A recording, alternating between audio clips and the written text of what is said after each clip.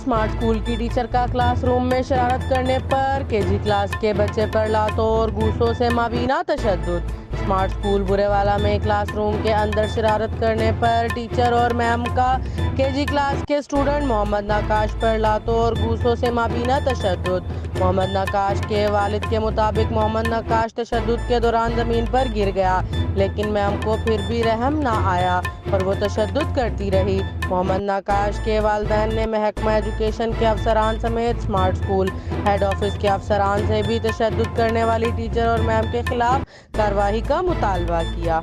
जब खींची तो उसके आगे ना टांग खींची तो सीढ़ी पे मेरा मुंह ऐसे लग के सीधा द्वार पे ऐसे। चौकीदार ने किया ऐसे खींच के। किसने मारा था?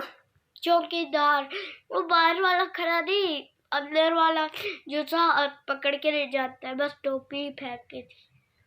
बेटा मेरा ਬੱਚਾ ਦੀ ਸਮਾਰਟ ਸਕੂਲ ਦੇ ਵਿੱਚ ਪੜ੍ਹਦਾ ਸੀ। ਮੇਰਾ ਨਾਮ ਮੁਹੰਮਦ ਅਸ਼ਰਫ ਨਵੀਦ ਹੈ, ਹਾਜੀ ਅਸ਼ਰਫ ਦੇ ਨਾਮ ਤੋਂ ਮਸ਼ਹੂਰ ਹੈ ਮੈਂ ਸ਼ਹਿਰ ਦੇ ਵਿੱਚ। ਤੇ ਉਹ ਮੈਂ ਸਵੇਰ ਛੱਡ ਕੇ ਗਿਆ 1 ਵਜੇ। ਪਹਿਲੇ ਵੀ ਉਹਨੂੰ 1-2 ਮਹੀਨੇ ਪਹਿਲੇ ਚੋਟ ਲੱਗੀ, ਉਹਦਾ ਵੀ ਮੇਰੇ ਕੋਲ ਮੈਡੀਕਲ ਸਰਟੀਫਿਕੇਟ ਵਗੈਰਾ ਸਾਰਾ ਹੈ ਸਕੂਲ ਦੇ ਵਿੱਚੋਂ ਹੀ, ਮਿਸ ਨਹੀਂ ਮਾਰਿਆ ਸੀ। ਤੇ ਹੁਣ ਮੈਡਮ ਨੇ ਉਹਨੂੰ ਬੁਲਾ ਕੇ ਚੌਕੀਦਾਰ ਨੇ ਚੁੱਕ ਕੇ ਲਿਆਂਦਾ। ਇਹਨੇ ਗਲਤੀ ਇਹ ਕੀਤੀ ਕਿ ਇੱਕ ਬੱਚੇ ਦੀ ਕੈਪ ਆਪਸ ਵਿੱਚ ਖੇਡ ਰਹੇ ਸੀ ਤੇ ਉਧਰ ਸਿੱਟ ਦਿੱਤੀ। ਬਸ ਇਹ ਗਲਤੀ ਇਹਦੇ ਕੋਲ ਹੋਈ ਹੈ।